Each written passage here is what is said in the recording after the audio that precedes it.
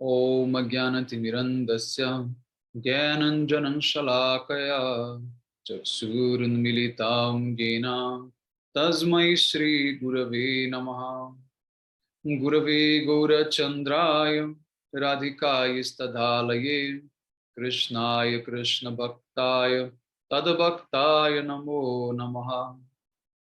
Narayanam Gurum Vande Sharanyam Bhakta Bandhavam Gauramano Purnam Radha Dasyam Pradayakam Rupanugacharya Varyam Rupa Manjari Preshtakam Patita Pavana Bandhavam Yugacharya Narayana Vancha Kalopataruvyascha Kripa Sindhu Vyaivacha Patitanam Pavanebhyo Vaishnavebhyo Namo Namaha.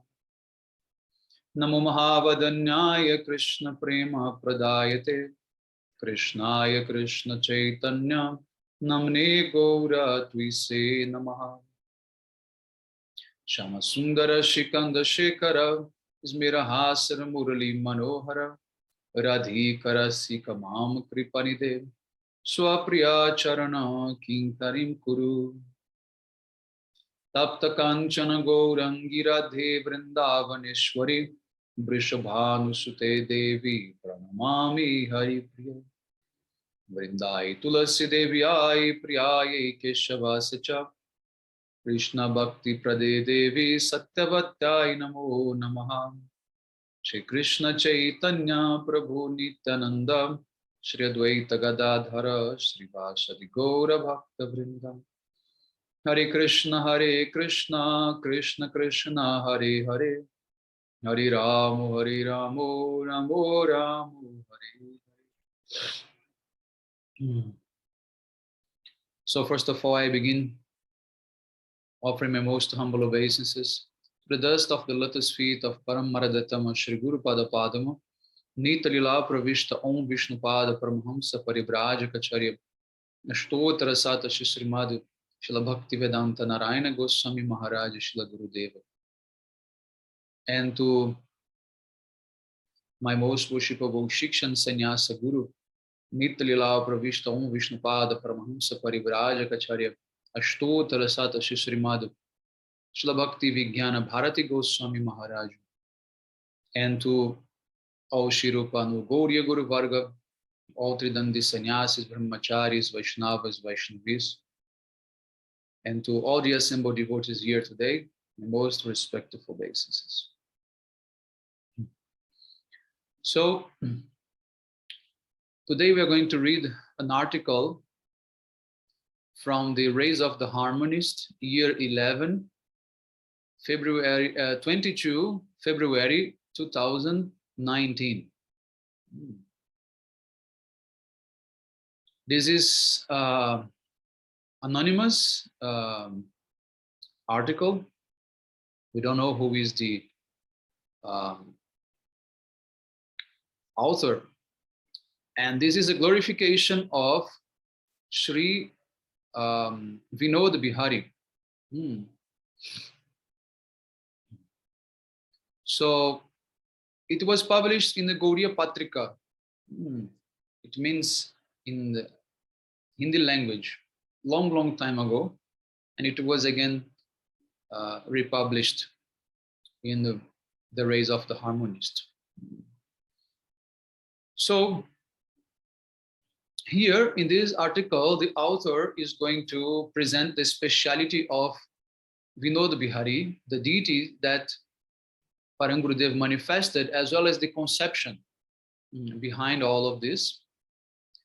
But before going there, he's going to introduce many points which are important to build, some understanding, without which we will not be able to fully relish the speciality of Radha Vinod Bihari.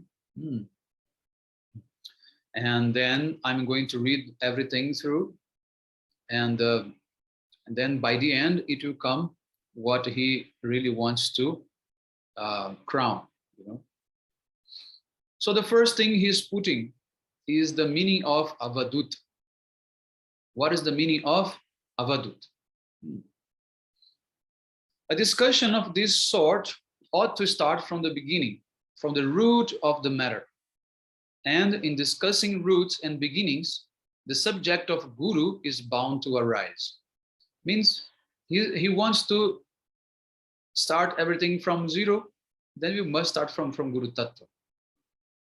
In this case, however, the discussion does not start with Krishna, who first imparted divine knowledge into Brahma, but rather with the root of the Gauriya community, Avadutta Shiromani Sriman Nityananda Prabhu. So he's not beginning with Krishna, who is the beginning, but he's beginning with Nityananda Prabhu, who is the root cause of Guru Tattva in Gauriya movement. And who is the crowning jewel of the lineage descending from Brahma. And he quotes a verse from Chaitanya Charitamrita. Pashanda dalana ara prema pracharan dui karya vaduta karena brahmana. Chaitanya Charitamrita Antya Lila 3, 149. The aloof sense sets about two tasks in his wanderings: to tame the wicked and preach the gospel of love. The Avadut, the unconventional saint, who has shaken off worldly notions and obligations, is inexplicable as he is extraordinary. There is nothing extraordinary about actual insanity, however, or someone acting like a crazy person to gain attention. That is just abnormal and decidedly mundane. So here he's saying that to act against the conventions of scriptures, this is insane, abnormal. But then he quotes a verse from Srimad Bhagavatam 11:240. Evam vrata swapriya nama kritya jatanurago drutta chitta uchai asatyato roditi roti gayati unmadavam nrityati loka bahyaha. One who is constantly preoccupied with performing kirtan of his beloved names of the Lord experiences the awakening of divine love, which melts his heart. He then displays spiritual ecstasy, sometimes laughing, sometimes crying, sometimes singing, and sometimes dancing like a madman, not caring about the opinion of the general masses. So now he begins to describe the uncommon behavior of the pure devotee. As stated above, when the Avaduta sings Krishna's names, overwhelmed by intense longing, anuraga, he loses his social inhibition. In that time, in that state, like a mad person, sometimes he laughs and at other times he cries. Sometimes he yells and sometimes he's silent. From a materialistic perspective, this external manifestation of his longing is perceived as a platform for deception. Means maybe he's cheating others by that. The original Avadut of the Gauriya lineage, Sriman Nityananda Prabhu, refrained from any such expressions of overwhelming ecstasies and occupied himself with curbing others' weak tendencies. Means Pashanda Dalana. That verse which we quoted before from Chaitanya Charitamrita. He is what? Pashanda Dalana. He's always what? Helping the fallen soul. And he is propagating prema pracharana. He may not tout a plow or club in his recent pastimes, as Baladev used to do, but the functions of those instruments never ceased. Sriman Nityananda Prabhu is perpetually situated in his role of subduing evil, as he once did with his club, and drawing people to him, as he did with his plow. Like when Baladev pulled Yamuna Devi to him, or when Baladeva killed any demon. It can also be said that his plow readies the field of the heart so that he may sow the seed of the vine of devotion. Either way, these are instruments in his role of spreading love. So this is how Nityananda is preaching, through plowing and through clubbing, destroying the bad tendencies, and also what? Preparing the field of our heart to sow the seed of bhakti. Our Gauriya Guru Varga are this type of avadut. They do not only relish their rapture, they preach too. They do not simply throw pearls into the brush. They prepare the field and sow the seed. They do not just quash evil, they propagate prema. Chastisement does not work on its own. There has to be affection too. And now he comes to his point here. He's saying, Srila Keshava Goswami Maharaj is an avaduta. So before he explaining about Radha Vinod Bihari, he has to glorify Param Gurudev. So he says, the real name of the avaduta we are discussing is Vinod. Vinod means Param Gurudev's house name as well as Brahmachari name. Vinod Bihari Brahmachari. Though Vinod, which refers to Vinod Manjari, is beyond all the trifling designations. In this world of appellations, he is Tridandi Swami, Sri Srila Bhakti Pragyana Keshava Goswami Maharaj. It is he who decorates the designation of the esteemed sannyasa order and blesses it. Someone who is naturally beyond all social constructions, varnashrama, a paramahamsa beyond ordinary prohibitions, adopts varnashram and submits to the constraint of rules and regulations, not for his own welfare, but because he wants to benefit the masses who are averse to their own good. And if we keep grasp this fact, it puts our own well-being in our hands.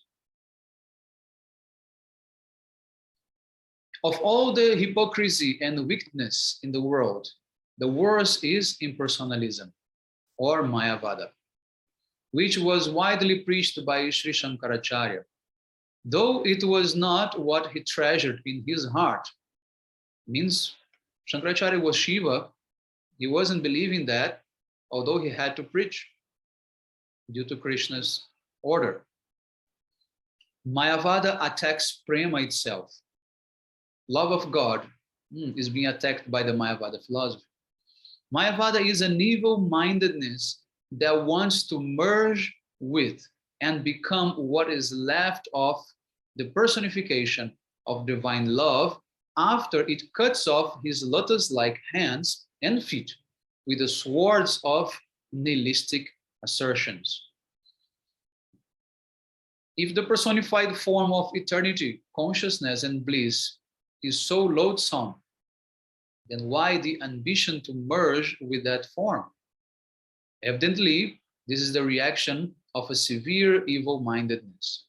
The form of fire draws insects to immolate themselves in it. If one does not accept that divinity has form, why become one with it?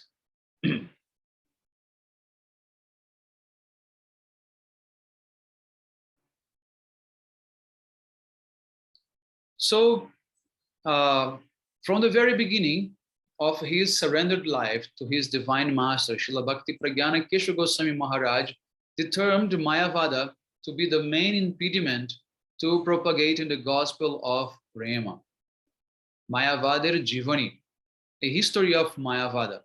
His book of research into the modern and unsophisticated origins of Mayavada will surely endure as an illuminating perspective for those seeking eternal welfare.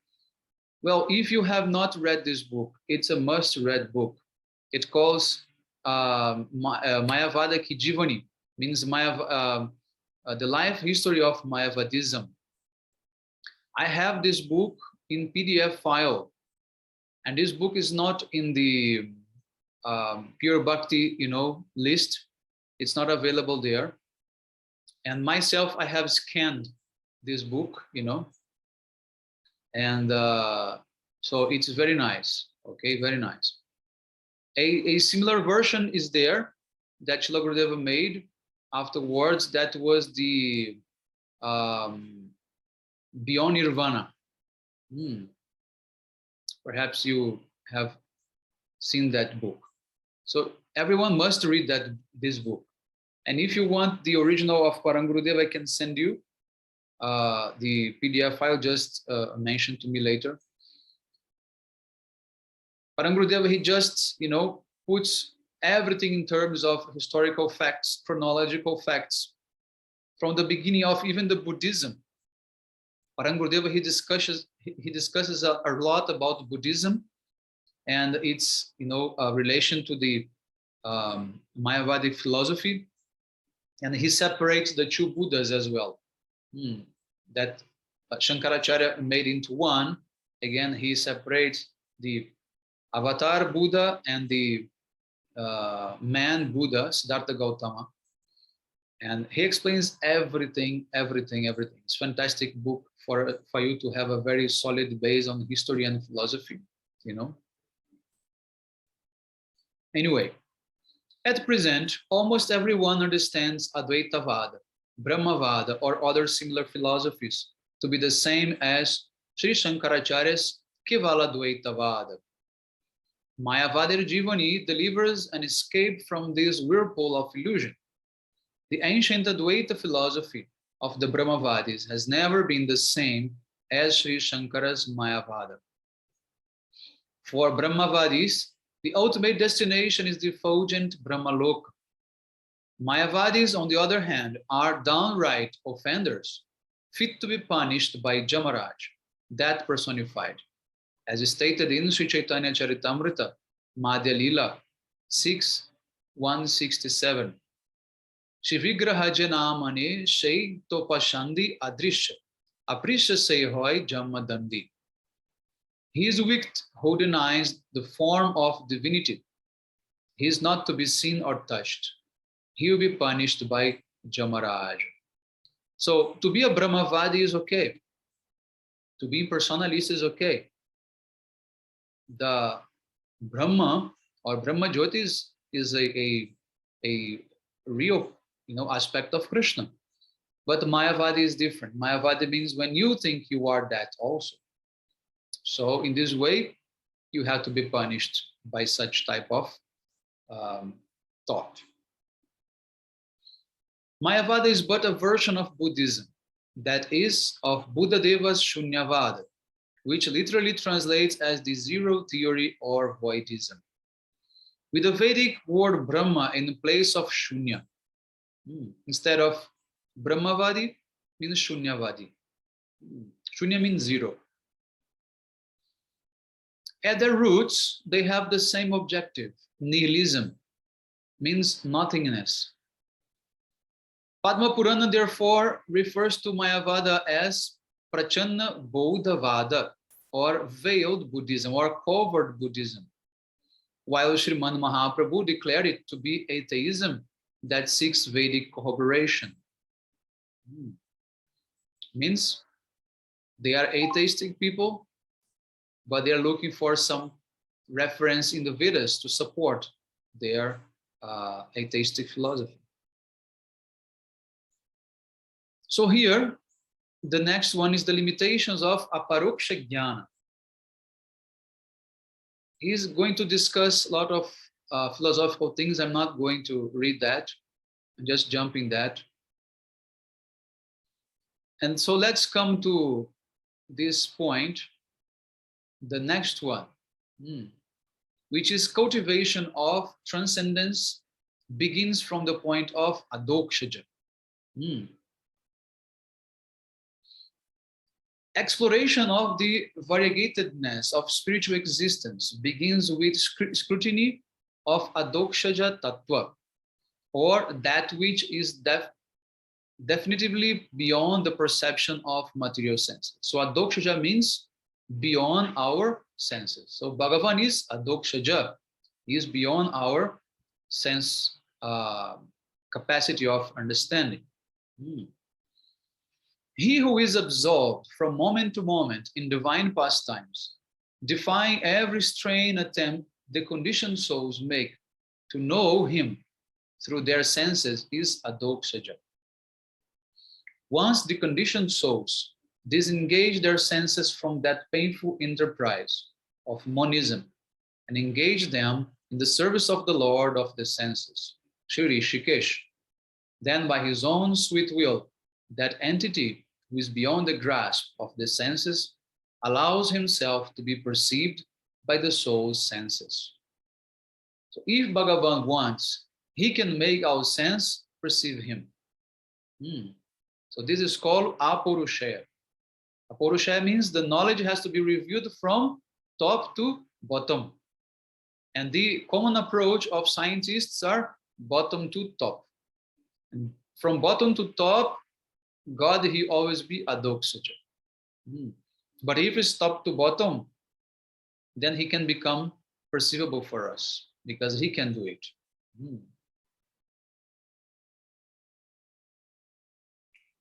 If he did not forever keep himself separate from the indulgent purview of the conditioned soul senses, then he would become but another inert object to be enjoyed by them. And it would be impossible for the living entity's tendency to serve wholeheartedly to manifest. In other words, what he's saying here, saying that if God did not manifest himself or presented himself, many problems would arise. First is that he would become another inert object to be enjoyed by the souls, by the conditioned souls.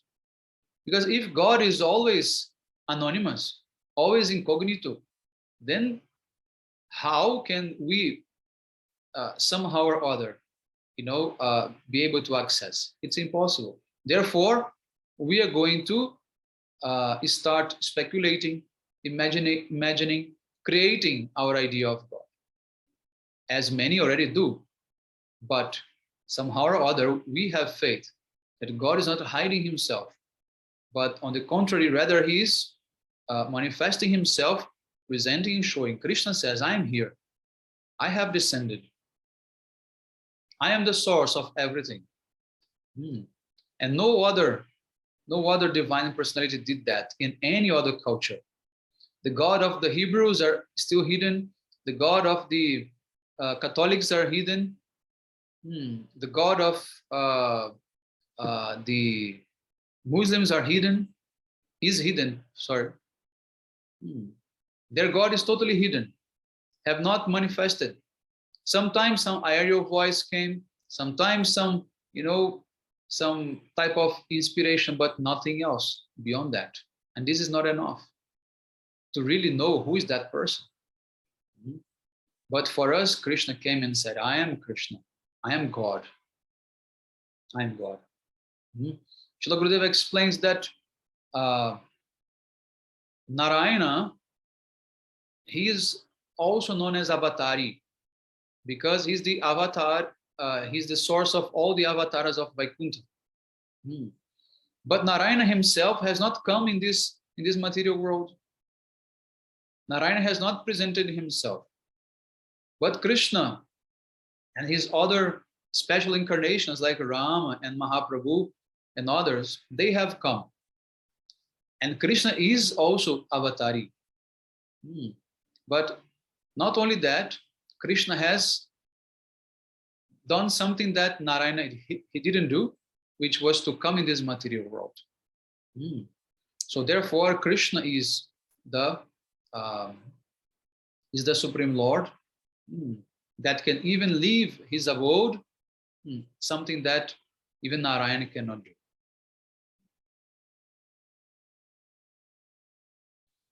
So the speciality of aprakrita over adokshaja. The senses of the Lord of the senses, however, cannot be gratified to the utmost degree by our cultivation of this transcendent awareness of adokshaja. Though he is worshipped by all, and though he sustains all, the sheer light he experiences from being scolded and nurtured, he cannot derive from the illustrious hymns of the Vedas. Means he cannot take breast milk from the Vedas, just make it flat. He cannot steal makan from the Vedas. He cannot perform Rasalila, with the Vedic hymns.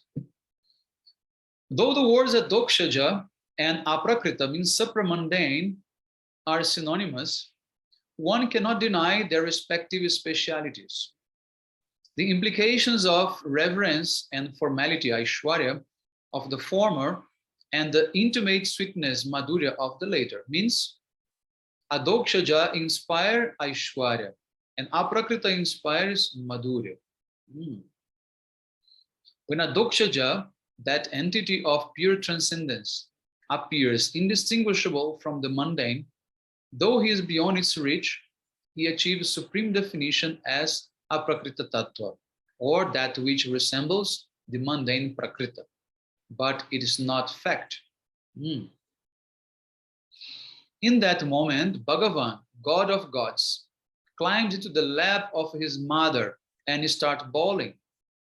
He becomes overjoyed when he gets to eat his friend's remnants, and he is terrified when he sees the formidable indignation of his beloveds, the gopis.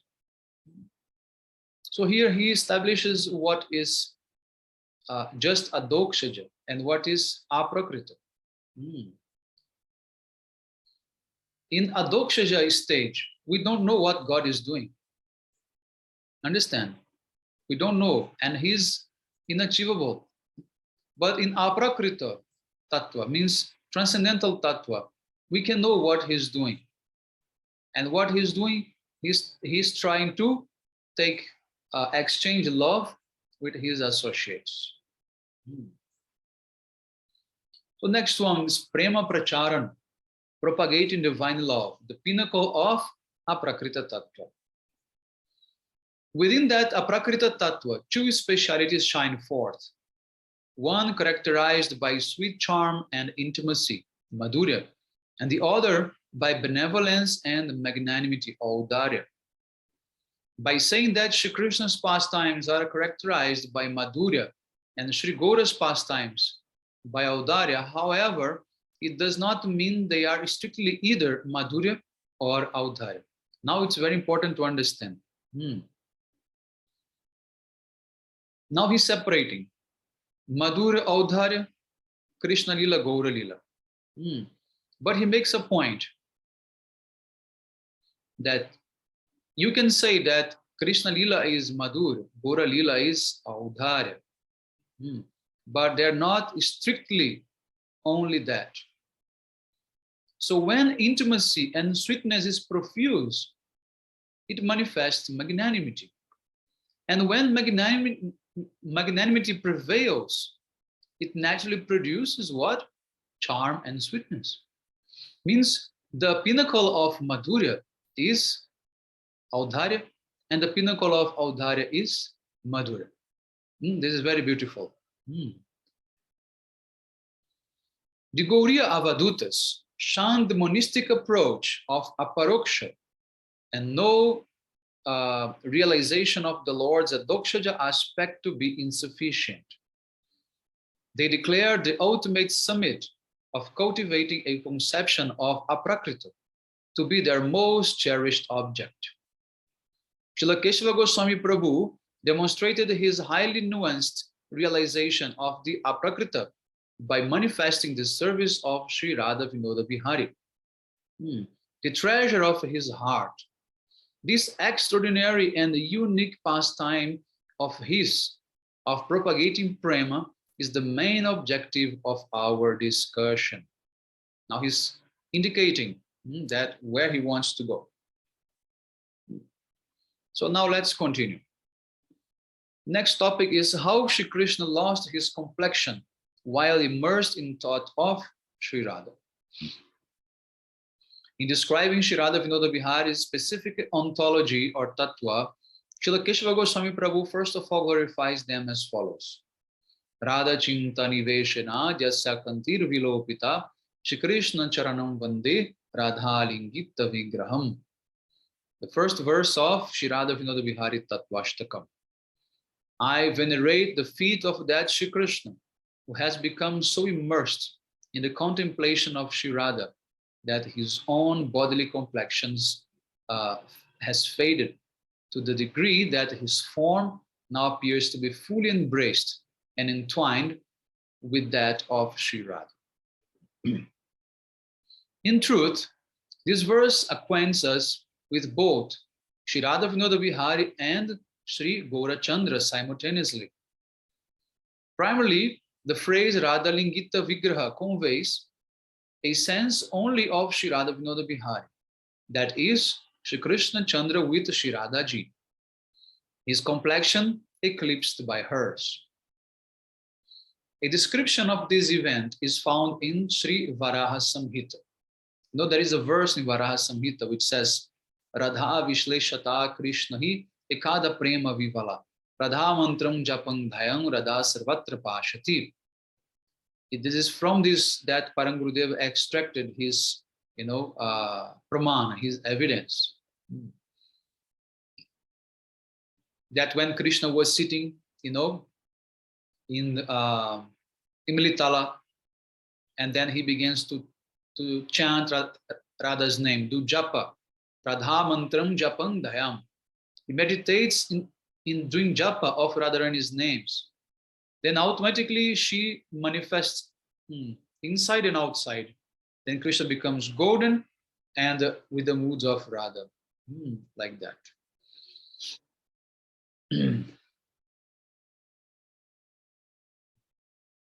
Once, when a sulking Srimati Radhika Ji left the arena of the Rasa dance with her girlfriends, Shri Krishna Chandra became overwhelmed with longing for her.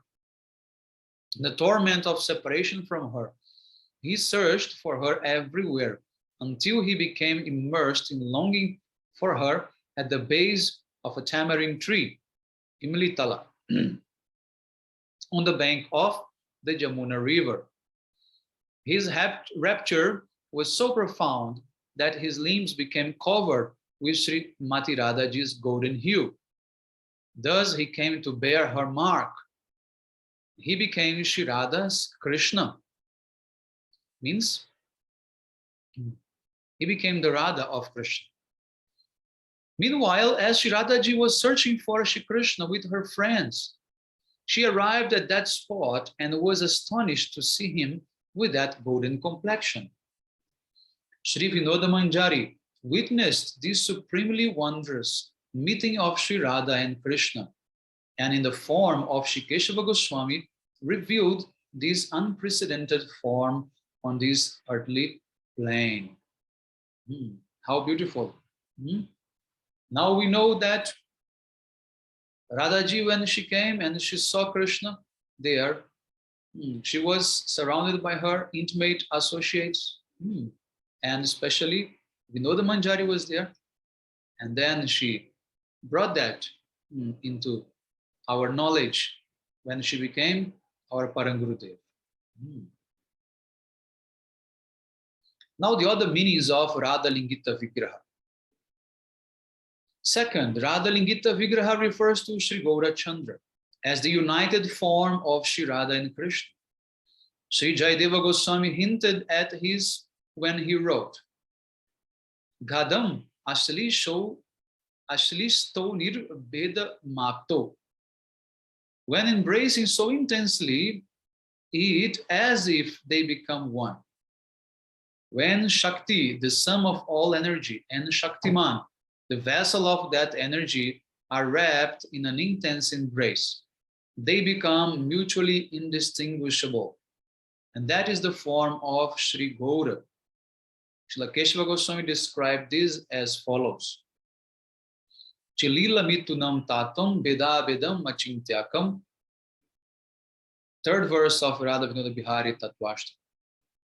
Shri Krishna, the Supreme Person, who orchestrates the pastimes of divinity, manifests in the united form of Shakti and Shaktiman as Sri Gaurachandra, who thus personifies Achintya Beda Beda Tattva.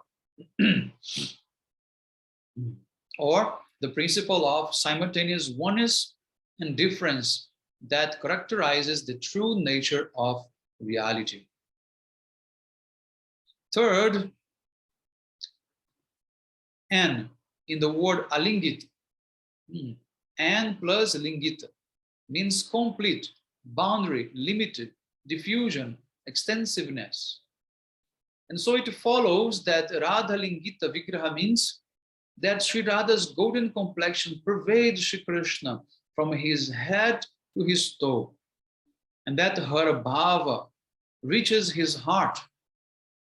It is this Sri Krishna marked by this unique speciality, who is Sri Chachinandana Gaur Hari.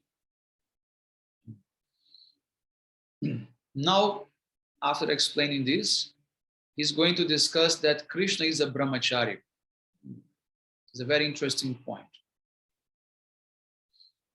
Shifting topics somewhat to illustrate the unique wonder of Sri Radha Vinoda Vihari's form, we find a notable remark in Gopal Tapani Upanishad stating that Sri Krishna Chandra is a brahmachari.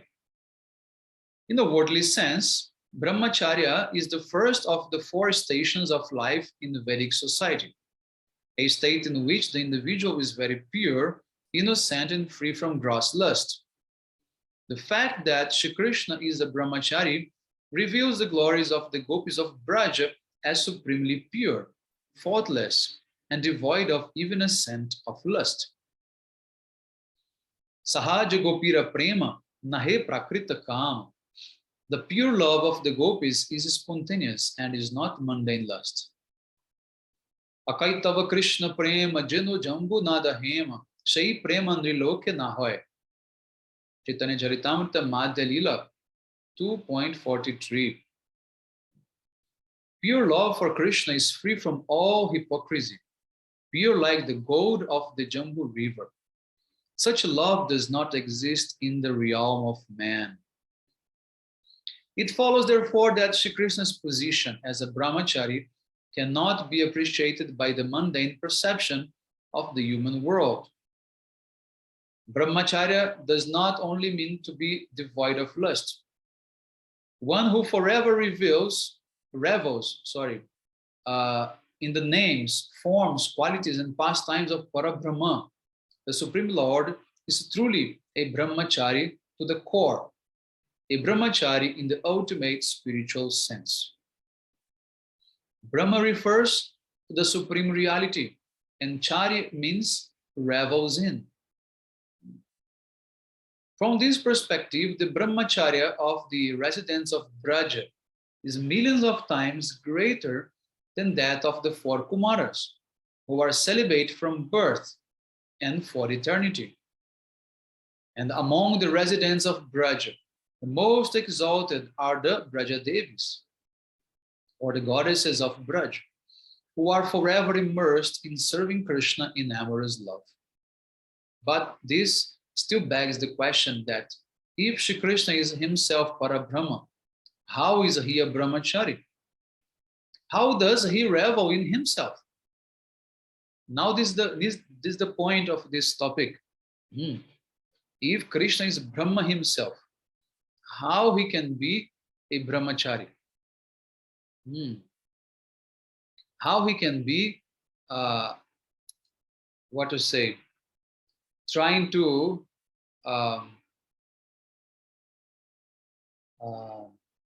what is this point? I want to find another meaning for these revels to explain to you. To enjoy, to relish himself. So how it can be possible? How can that be possible? So then Sri Narada Pancharata provides an illuminating point to reconcile this query. Jata Brahma Swarupa Shri Krishna Prakriti Para, Tata Brahma Swarupa Radhika Prakriti Para. Just as Shri Krishna, as the personification and fullest expression of Brahma, is beyond the material energy, so Srimati Radhika too is the utmost personification of Brahma and beyond the material energy. Shri Krishna is the Vishai Tattva, or objective principle of that divinity, while Shri Radha is the Ashray Tattva, or subjective principle. Shri Krishna is self-satisfied, Atmaram, but he also delights in divine pastimes, and it's therefore also Lila Rama. Both these states of being are eternal and exist simultaneously. As Atmarama, he delights in the unmanifest state of his Swarupa Shakti, and as Lila Rama, he delights in the manifest state of his Swarupa Shakti. What does it mean? Atmarama means someone who is satisfied in himself. Okay? To say that Krishna is satisfied in himself, it means that his internal Ananda potency, which brings satisfaction, which is Radharani, that is giving him that. So, but that is in Atma, inside him. Radha is not manifested. Means therefore Swarup Shakti is not manifested. So therefore he says, he is Atmarama when he derives or when he delights the unmanifest state of his Swarup Shakti. But as a Lila Rama, someone who takes pleasure in his pastimes, he has to what? Enjoy the manifest state of that Swarup Shakti. Means Radhika has to come out and manifest as a person. So that are two aspects.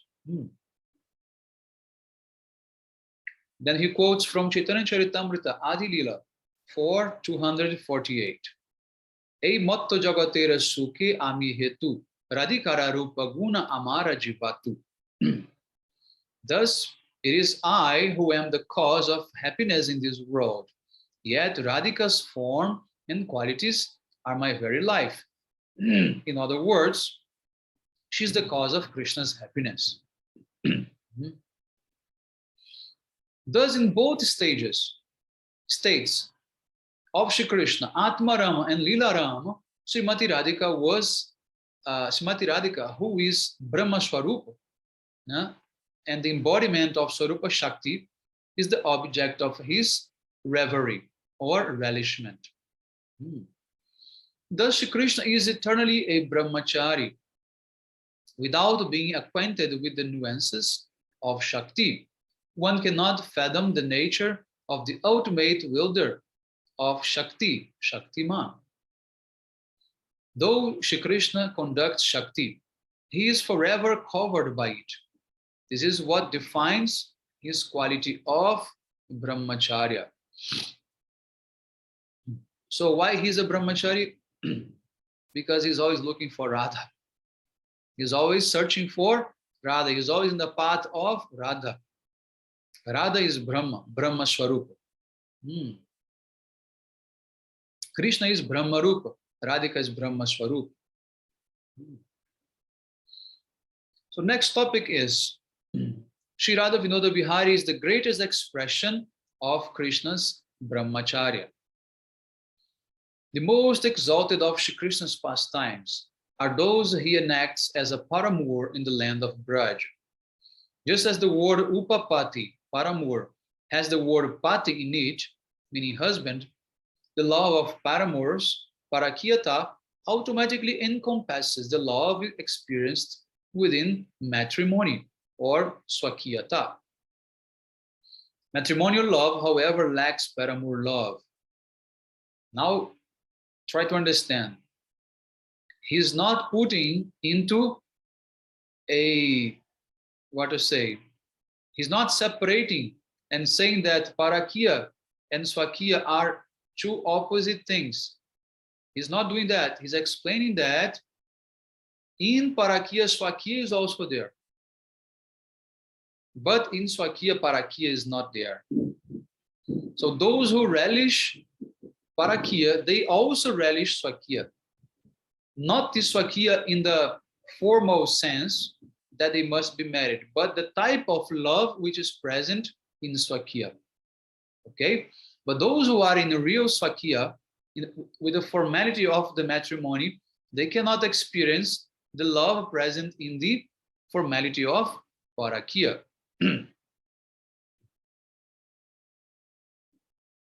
Matrimonial love, however, lacks paramour love. The expression of Parakya is therefore considered whole and complete. This is why the utmost Vishai, Shri Krishna, and the utmost Ashray, Srimati Radhika, embrace the utmost conception Parakya Bhava.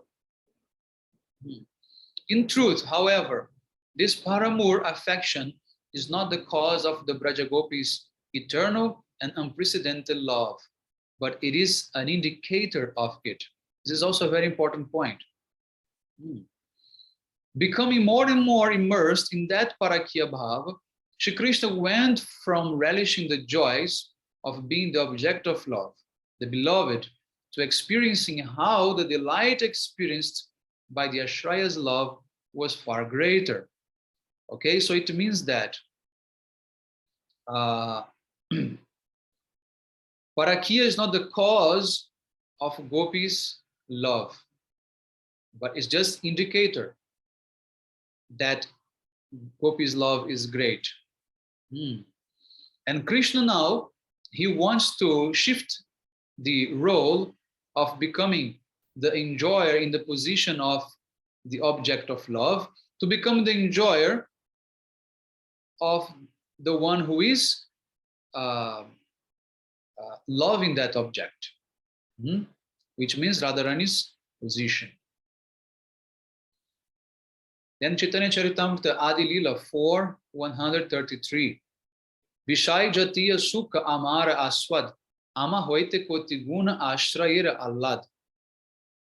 The pleasure of the Vishai is what I personally relish, Krishna says. But the delight of the Ashray is millions of times greater than that. Now you understand why Krishna is Brahmachari. Because he's always searching for that millions of times greater pleasure that the Ashray, means Radha, feels. Therefore, Krishna is Brahmachari. Very beautiful explanation this article is giving. It would not be exaggerating to say that Shri Krishna does not feel this way when experiencing the pastimes of matrimony, Swakyata. Because of the extensiveness and immensity of the bliss of the abode of Prema, means Ashray Vinod, he became overwhelmed with longing to taste it. Now just keep in mind this expression, Ashray Vinod. Then he quotes Chaitanya Charitamrita Adi Lila 4:134 and 145. Ashray Jatiya Sukha Paite Manadai Jatni Ashwadite Nari Kori Upai. Vichar Kori Jodi Ashwada Upai Radhika Swarupat Hoite Tove Monadhai. Shri Krishna thinks, my mind is chasing the joy that the Ashray Jatiya, means the lover, or object or active subject of prema, feels. Despite my force to do so, I cannot. What can I do? When I deliberate on how I might taste that joy, my mind races towards the idea of assuming Radhika's nature. So as being the all-knowing personality, he is sure that Radhika is the one who can relish to the fullest extent. This sort of greed is in actuality the ultimate result of Shri Krishna's brahmacharya. What is the deep pleasure that Radha feels? Driven by this greed, Shri Krishna went to revel in that deep pleasure of Radha. Revel here is Bihari, the relisher, Bihari. Krishna is Bihari. He is the relisher. He is the revel. And that deep pleasure calls Vinod. And he lost his own mood and complexion. That is who Sri Radha Vinoda Bihari is. And that is who Sri Gaurachandra is. Then he quotes the Chaitanya Charitamrita Adi Leela 1.6. Shiradhaya pranaya mahima kidrishova nayeva aswadudyanadbhutta madhurima kidrishova madhya saukanchasa madanu bhavatam kidrishamu vetiloba tadbhavade satchigarva tadbhavane samajani satchigarva sindhu harindu. So, how great is the glory of the deeply intense love of Sri Radha? What is the nature of my astonishing sweetness? That which she alone relishes. And what special kind of happiness does she experience upon tasting my sweetness? Intense greed. To taste these three things arose within the heart of Shri Krishna. And to fulfill that intense desire, he took birth from the womb of Mother Sri Sachi, like the full moon rising from the ocean. So, for those who may not be acquainted, these are the three internal desires of Krishna when he comes as Chaitanya Mahaprabhu. Is in this verse. Okay. Now, Srila Keshava Goswami Prabhu manifested service to Sri Radha Vinoda Bihari in this world, defeating the notion of impersonal monistic brahmacharya and inspiring all towards cultivation of aprakrita brahmacharya. He thus discourages the people of the world from nurturing the worthless, egotistical notions they interpret from statements like Aham Brahmasmi, I am Brahma. There is no need for the soul to long to become Brahma and strive to merge with Parabrahma. Let all souls instead immerse themselves in the ecstasy of the Ashray, which is inherent in their true nature and identity, under the guidance of the root Ashray Vigraha figure, Sri Radharani, who experiences the ecstasy that Parabrahma himself hankers to taste. So in other words, what he's saying here, he's saying, you are searching for merging into Brahma to experience this bliss. But this bliss from Parabrahma cannot even be compared to the bliss that Radharani has. And that Radharani can also help you to experiment.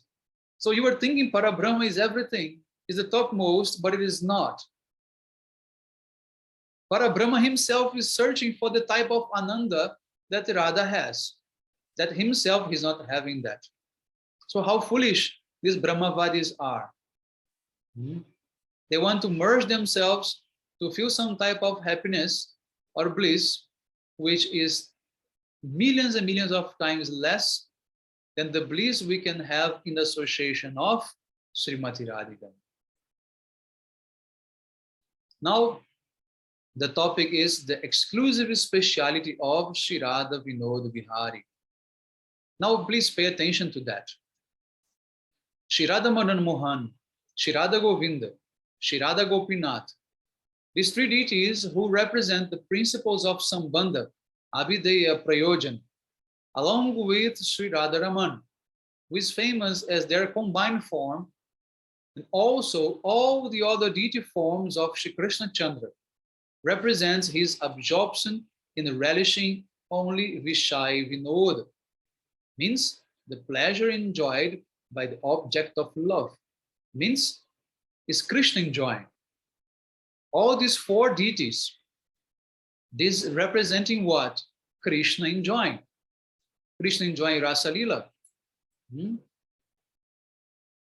So even the melted by love form of Sri Jagannath, though assumed due to separation from Radha, does not arise from relishing the deep pleasure experienced by Radha or Radha Vinoda.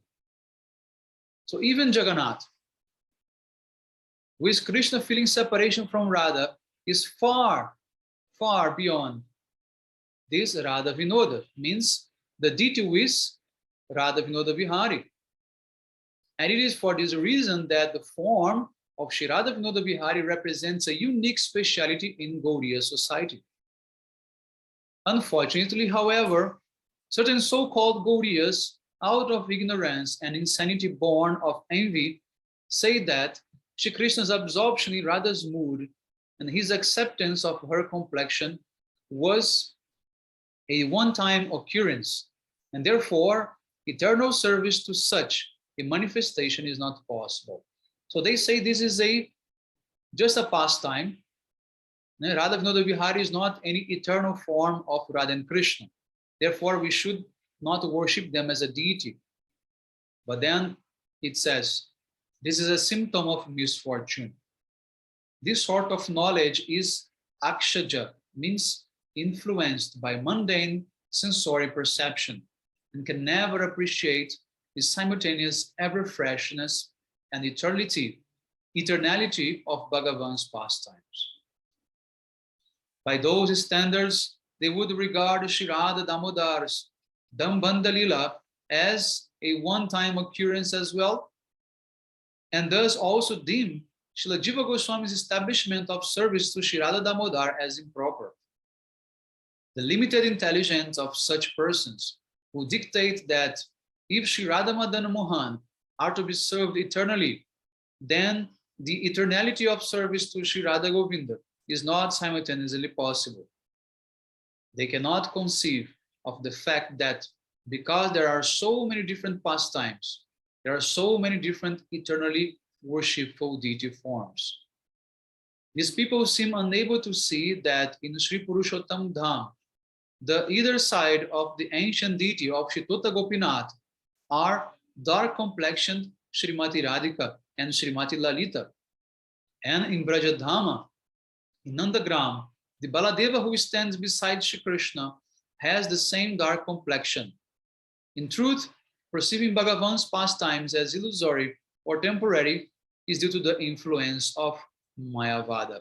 So in other words, he's saying that if you think that Radha Vinoda Bihari is just temporary, is not a eternal form of Radha and Krishna, you can also not accept the worship of Tota Gopinath, because Radha is not black, Lalita is not black, and both are manifested in a black form there. Baladev Prabhu also not black, but in Vrindavan there are many deities of Baladev in a black form like that. So this is the influence of Mayavada even in the Vaishnavas. Then, so this is the peak of the article. So try to understand how Radha Vinoda Bihari is so special among all the other deities. Because Radha Vinoda Bihari represents what? Radha Vinoda means Radharani is enjoying, or Krishna enjoying through Radharani. Radha Vinod Bihari. This Bihari refers to Krishna. And that Radha Vinod is Radharani's relishment. So now that Krishna, he is enjoying Radharani's enjoyment. Therefore, he becomes Bihari of Radha Vinoda. And that is superior to all, because that is fulfilling Krishna's Manobishtam. That is fulfilling Krishna's what? Brahmacharya. His search for the path of Brahma, the path of the ultimate reality, the ultimate truth. And what is the ultimate reality? The ultimate reality is the pinnacle of love, and that is Radharani. And not only Radha, that is when Radha is relishing Krishna. That love, when she's serving Krishna, that love is the pinnacle. That is the top of Brahma. That is Parabrahma. Therefore, Radharani is Parabrahma, not Krishna. So in this way, those who can understand this and can worship Radha Vinoda Bihari, they have a very, very unique vision about the whole picture of Krishna's pastimes.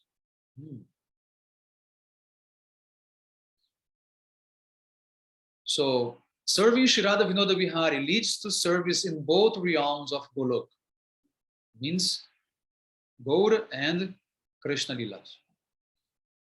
There are two realms that exist within Goloka Vrindavan. One is called Krishna Pit and the other Gaura Pit. The Lord of both of these realms is Shri Krishna. In relation to these two states that the Supreme Truth exists in, Srila Keshava Goswami Prabhu has said. I'm calling him Prabhu because the article says Prabhu, okay? The author has put like that, but we can say Srila Keshava Goswami Maharaj, no problem.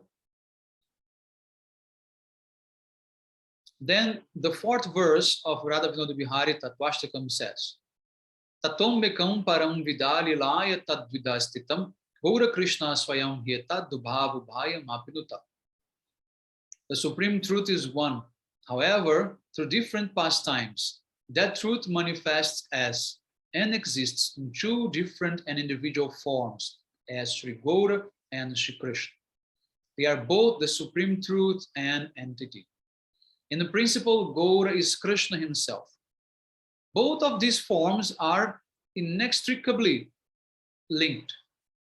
Sri Gaura Sundar becomes Shama Sundar, Sri Krishna, and Shama Sundar once again becomes Sri Gaura Sundar.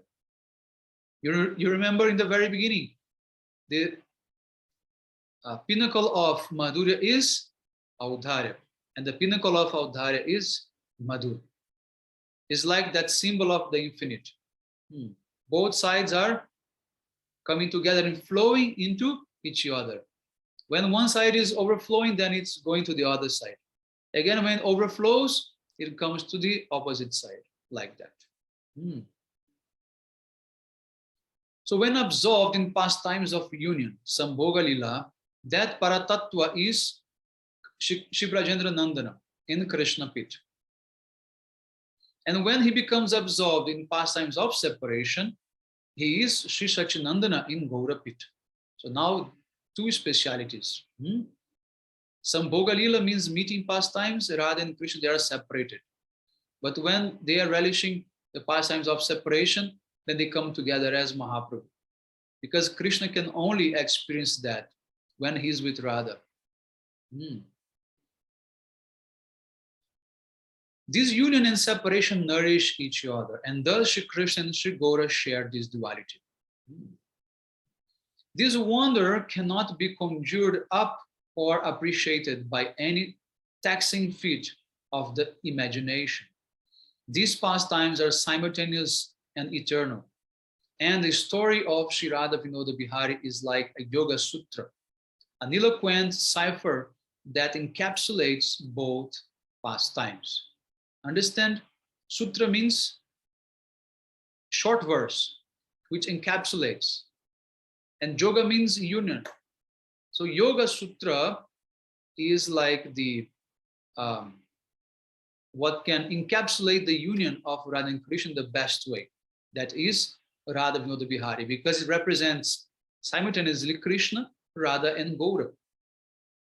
So this is the complete deity. This is the pinnacle of all the deities. This is Radha Vinoda Bihari.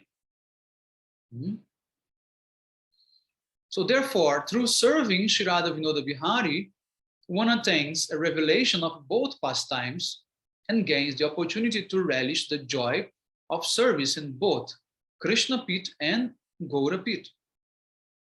Means your Swarupa will go to both places. You have two Swarupa, like a twin Swarupa. At same time is one but two. Is a Chincha Veda Bed. So we have one Swarupa in Gaura Lila, another Swarupa in Krishna Lila. A person who worships only Gaura during his sadhana will in the stage of perfection attain service only in Gaura Pit. And someone who worships only Krishna during his sadhana likewise attains only Krishna Pit. By engaging in the service of Shri Radha Vinoda Bihari, however, The sadhaka resides in both realms when he attains perfection and becomes submerged in the bliss of serving both Sri Shama Sundara and Sri Gaura Sundara. This is the special wonder of Srila Keshava Goswami Maharaj's role in the promulgation of prema. This is the most esoteric and exalted attainment in the process of bhajan performed by the followers of Sri Rupa Goswami Pada. So this is the end of the article. So how he's ending this article is something also very special. He's saying that the teachings of Parangurudev and the manifestation of Radha Vinod Bihari Ji is the pinnacle of Rupa Goswami's teachings. Something which Rupa Goswami himself even didn't explain so like this, so clear like this. And Parangurudeva, he summarizes everything in that Radha Vinod Bihari Tattvashtakam. Everyone must always sing this bhajan. Myself, always during Kartik or any other special date, I always recite this this Ashtakam. It's very, very, very powerful.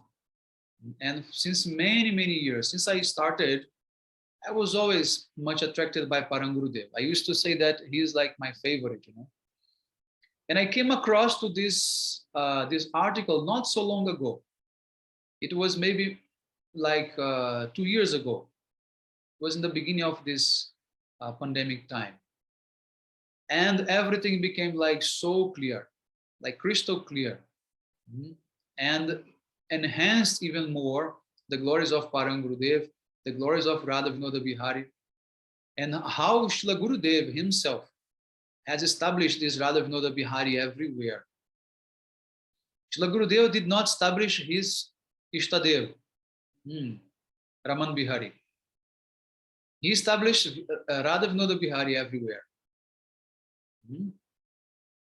So why? Because Srila Gurudev is the one who is actually spreading Parangurudev's Katha, Parangurudev's Vani, all over the world. Who else could do it? So it is very, very important that we should dive very deeply in understanding and read by yourself this article time and time and again. I read many times because it must be like, you know, it has to be absorbed. You must be very much well acquainted with all this, you know, a sequence of what to say, building of knowledge and understanding, you know, to be able to appreciate more and more. And how fortunate we are that we have with us the deities of Radha Vinod Bihari. We have with us Srila Gurudev, Parangurudev, who are bringing this to us. I wish this could be more propagated, you know, everywhere, everywhere. I have never done festivals with all of you, but whenever I do festival, there is one day is dedicated to this Tattvashtakam. And I discuss this profoundly. You can ask devotees from Russia, Ukraine, Holland, everywhere. I always do. Because it is the very, what to say, this is the core of the heart. This is the core of the heart of our Rupanuga movement. And so therefore, I hope that you all enjoy this, this article, and let's pray to Parangurudev, especially so that one day all this truth can reveal in our heart, and one day we can also be able to serve directly the lotus feet of Sri Radha Vinod Bihari Ji. Hare Krishna.